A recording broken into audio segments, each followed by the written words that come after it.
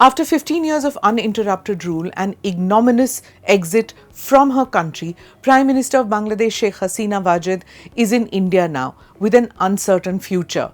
Preliminary reports from Dhaka say that she and her family were given just 45 minutes to leave the country. What's next for Sheikh Hasina? Will Bangladesh erase her history? What will be India's equation with the new dispensation? Can similar situation happen in India? This is Quick Take, your quick guide. I'm Smita Prakash.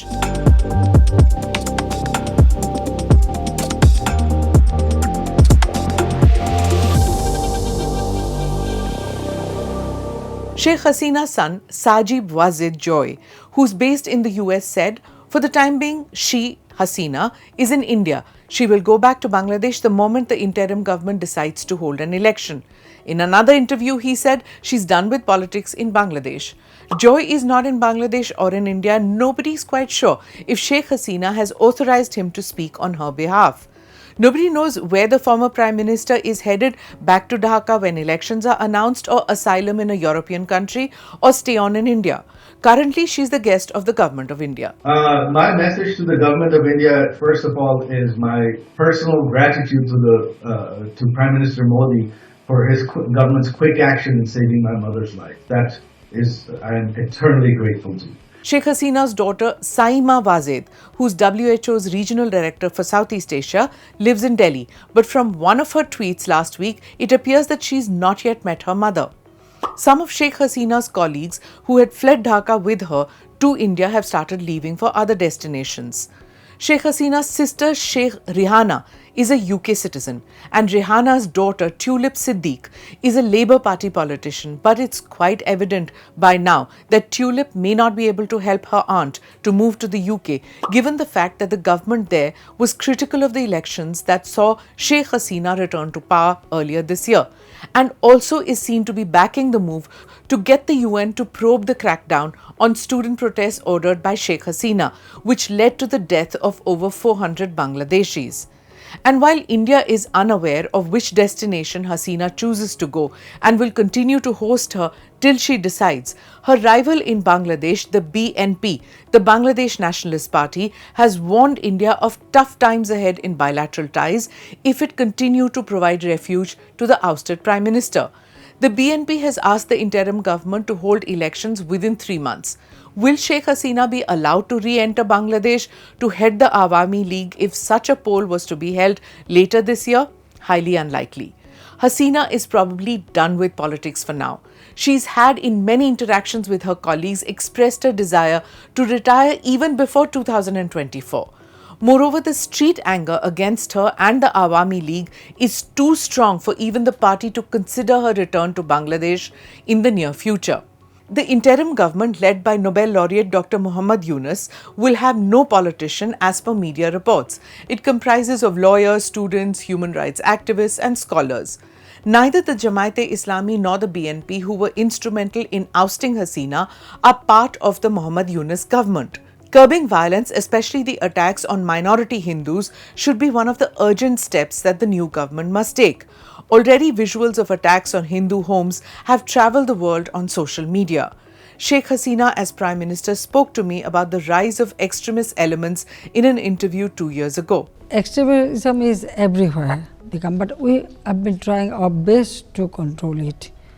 We never support that everybody has their each and every religion, they have their right to perform their religion properly.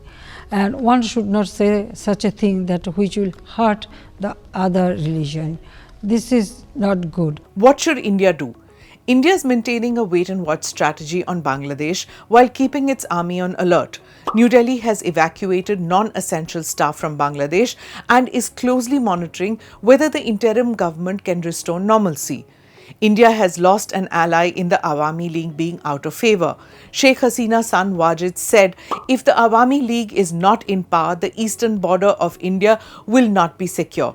If there is an alliance of BNP and Jamaat, they may not be good for India, as Jamaat will not refrain from militancy. It is in Bangladesh's interest to have warm ties with India. The two countries share a 4,096-kilometer border. The new government will weigh in the pros and cons of having an adversarial relationship with its largest neighbor. In India, there are murmurs that similar kind of protests could happen here too. The remarks were made by two former foreign policy doyens, Manishankar Iyer and Salman Khurshid.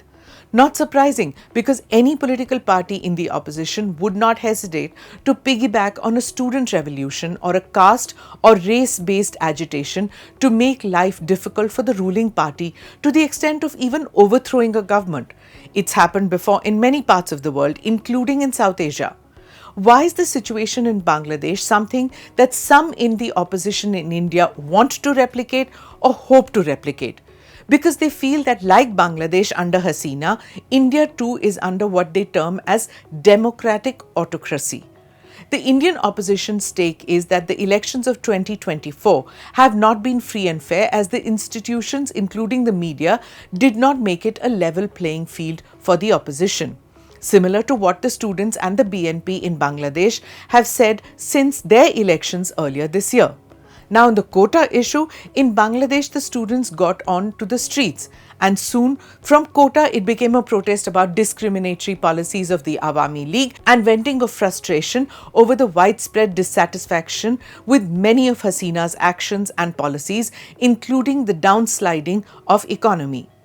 Some elements in the opposition in India saw that there were similar agitations, like, say, the Citizens Amendment Act agitation or the Agniveer agitation, which were student agitations, which had the potential of becoming the spark that ignited large parts of the country. They didn't, because of various reasons. But like Bangladesh, India too has fault lines. In fact, more fault lines. Bangladeshis are united culturally and linguistically, and more or less even on religious grounds. In India, we have far more diversity, which can be a uniting factor as well as a dividing factor, depending on which way your ambitions lie. There are some who could exploit the fault lines. Regional separatism, religious or ethnic conflicts, or economic inequality, and, like I said earlier, topical issues like CAA or Agniveer or farmers' issue or caste census, anything can be exploited by a political party to become a mass movement. A revolution, whether by students or other interest groups, meets speed breakers in a mature democracy. Compared to Bangladesh, India has stronger democratic institutions and political mechanisms for conflict resolution. That is what gives India political stability, which is the bulwark for economic prosperity, something that Sheikh Hasina had managed to provide to her people for a considerable period of time. But at some point of time, she failed to read the dissatisfaction among the people and took the path of coercion without mercy.